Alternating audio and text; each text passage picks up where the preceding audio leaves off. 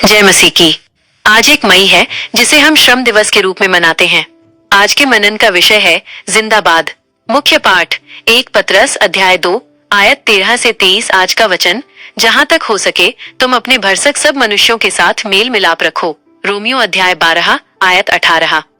आज पूरे संसार में कामगारों और श्रमिकों के सम्मान में श्रम दिवस मनाया जा रहा है। मेरे प्रियो, आज हम एक ऐसी दुनिया में रहते हैं जहां हड़तालें, विरोध प्रदर्शन और अपनी मांगों के लिए संघर्ष करना आम बात हो गई है। अक्सर मसीही भाई बहन यह पूछते हैं कि क्या हमें इन गतिविधियों में भाग लेना चाहिए। यद्यपि बाइबल में हड़ताल शब्द का सीधा उल्लेख नहीं है, लेकिन मसीही आचरण के लिए इसमें स्पष्ट सिद्धांत दिए गए हैं। आइए आज के इन महत्वपूर्ण बिंदुओं पर विचार करें। 1. शांति और शालीनता का स्वभाव।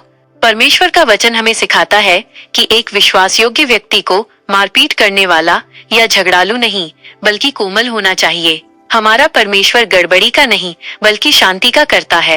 1 पतरस अध्याय 2 में स्पष्ट लिखा है कि हमें प्रभु के लिए अधिकारियों और प्रबंधों के अधीन रहना चाहिए, ताकि हमारे भले कामों से अज्ञानता की बातें बंद हो जाएं। बाइबल किसी भी परिस्थिति में हिंसा का समर्थन नहीं करती। 2. विरोध और हिंसा के बीच का अंतर।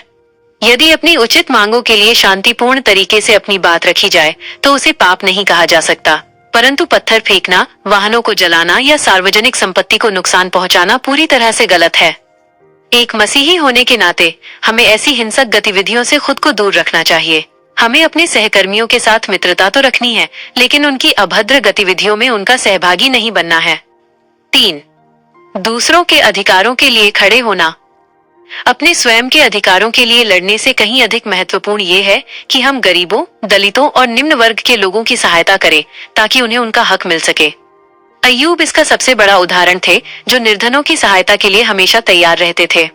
हमें अपने खाली समय का उपयोग लोगों को नए स्वर्ग और नई पृथ्वी के बारे में बताने के लिए करना चाहिए, जहाँ पूर्ण धार्मिकता होगी। मेरे भाइयों और बहनों, हमें सिखाया गया है कि हम सभी अधिकारियों के लिए प्रार्थना करें। हमारी प्रार्थना का उद्देश्य ये होना चाहिए कि हम शांति और सद्भाव के साथ भक्तिपूर्ण जीवन जी सकें और सभी मनुष्यों का उद्धार हो। आइए आज हम उस प्रार्थना के साथ समाप्त करें जो प्रभु ने हमें सिखाई है।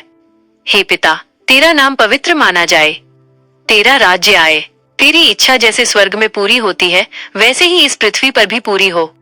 परमेश्वर इस श्रम दिवस पर आप सभी को अपनी शांति और बुद्धि से भर दे। आमीन।